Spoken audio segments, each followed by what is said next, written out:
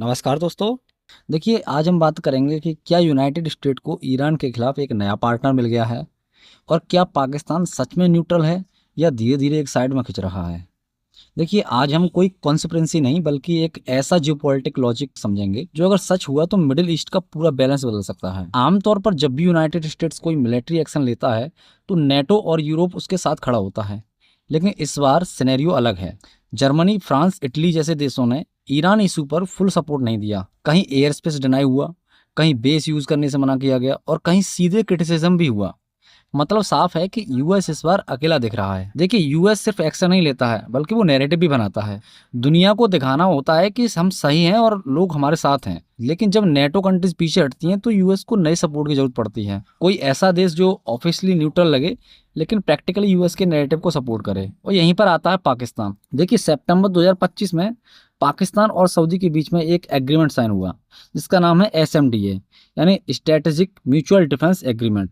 इसका सीधा मतलब है कि अगर किसी एक पर हमला होता है तो वो दूसरे पर हमला माना जाएगा। अब ध्यान दीजिए, अप्रैल 2026 में यूएस ईरान टॉक के बीच ही पाकिस्तान ने सऊदी में मिलिट्री डेवलपमेंट कर दिया है। सऊदी ने इसे ओपनली बताया है लेकिन पाकिस्तान ने साइलेंस रखा है। यही पॉइंट सबसे इंटरेस्टिंग है। अब एक हाइपोथेटिकल सिचुएशन समझिए। अगर यूनाइटेड स्टेट ईरान पर अटैक करता है और ईरान रिटेलिएशन में सऊदी को टारगेट करता है तो क्या होगा। देखिए, सऊदी एसएमडीए इन्वोक कर सकता है और फिर पाकिस्तान पर प्रेशर आ जाएगा कि वो सपोर्ट करे। मतलब पाकिस्तान इनडायरेक्टली यूएस कैंप में आ जाएगा बिना ऑफिशियली वॉर ज्वाइन किए।